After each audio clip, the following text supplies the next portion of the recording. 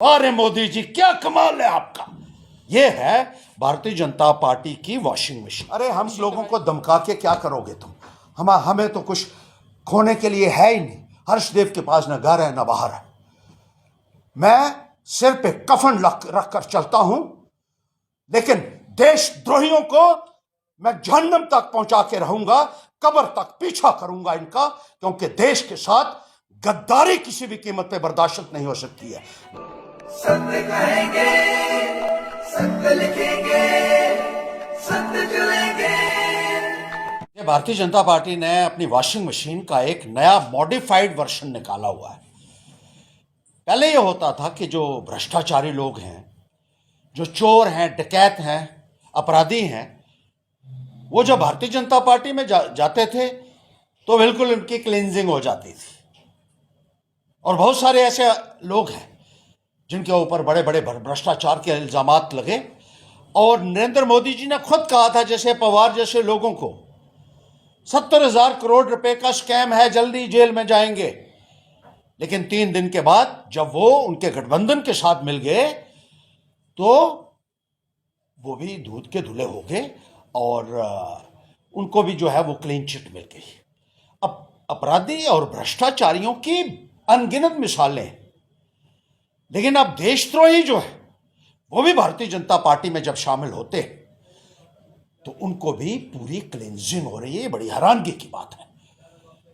भ्रष्टाचारियों की तो लंबी फहरिस्त है, वो आपने भी देखा होगा। पवार का नाम आता है, उसमें हेमंत बिस्वा शर्मा का नाम आता है, जिसके बारे में यही लोग कहते थे कि कई हजार करोड़ रुपए के घपले में शामिल, लेकिन बीजेपी में जाते ही उनको उच्च पद पर बिठा दिया ताकि अपने नक्शे कदम पर बाकियों के भी वो चलाएं और भारतीय जनता पार्टी के लिए खूब कमाई करें।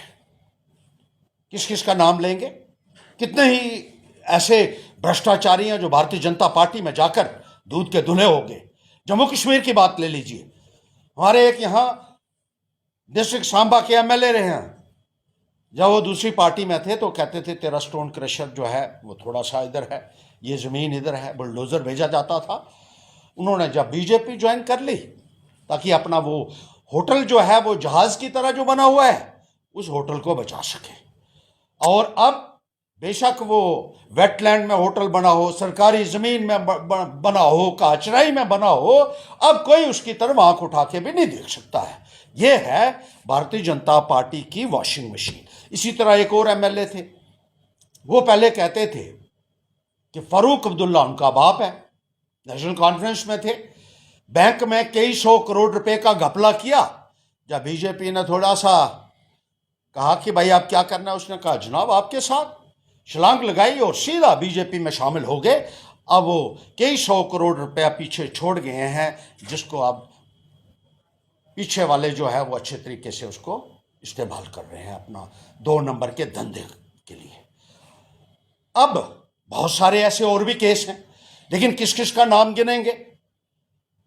भ्रष्टाचारियों का पहले था, लेकिन अब जो देशद्रोही है उसको भी उस वॉशिंग मशीन में डालकर साफ सफाई उसकी पूरे तरीके से की जा रही है, पूरे तरीके से उसकी क्लींजिंग हो रही है।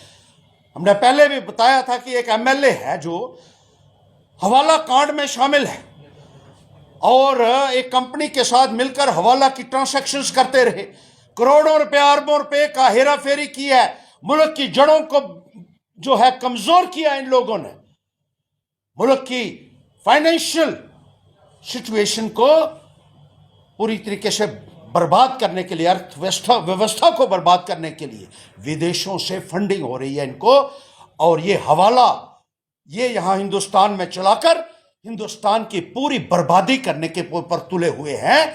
इन देशद्रोहियों को भी भारतीय जनता पार्टी ने अपने साथ शामिल करके इनको क्लीन चिट दे दी है जो नाकाबिले बर्दाश्त है। मैं कहना चाहता हूं जल्द से जल्द इनके ऊपर एक्शन लीजिए। अरे पहले तो लोग कुछ हद तक बर्दाश्त करते रहे, अब कोई बर्दाश्त नहीं करेगा। और मोदी जी आपका भी बड़ा कमाल, पहले भ्रष्टाचारियों को मोदी में यहां शामिल किया आपने बीजेपी के अंदर और क्लीन चिट उनको दी गई, और अब देशद्रोहियों को, वाह रे मोदी जी क्या कमाल है आपका। चोर चक्के डाकू और अब भ्रष्टाचारी भारतीय जनता पार्टी में शामिल कर कर उनको पूरी पूरी की पूरी प्रोटेक्शन जो है वो दी जा रही है, जो नाकाबिले बर्दाश्त है। और कितना ही पैसा इस इलेक्शन में लगाया गया, 2 नंबर का पैसा। जिन लोगों ने खुलासा किया उनको धमकियां दी जा रही हैं। ये है मोदी आपकी सरकार।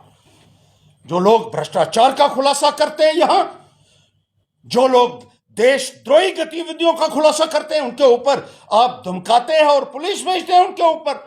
वो जो खुलासा करने वाला विसल ब्लोअर है उसको कानूनी प्रोटेक्शन है और उसको प्रोटेक्शन मिलनी चाहिए। उसको धमकाया जा रहा है। एमएलए का एक गुर्गा है यहां उधमपुर का, जो उसको बार बार धमकियां दे रहा है। और मैं ये कहना चाहता हूं कि बाहर आ जाएं ये लोग। ये मत समझिए कि हर्षदेव ऐसे बैठा रहेगा, अदालत में जाएगा। ईडी और सीबीआई के सामने मैं धरना दूंगा कि फौरन इन लोगों को गिरफ्तार किया जाए।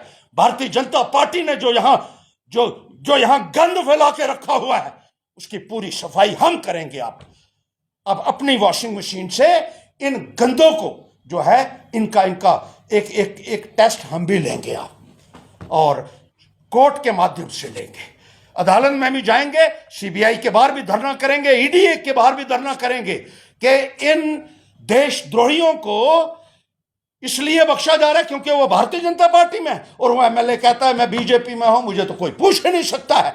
बाप का कानून बनाया हुआ है इन लोगों ने। इनको जेल में जाना पड़ेगा और जवाब देना पड़ेगा जम्मू कश्मीर को, हिंदुस्तान की जनता को।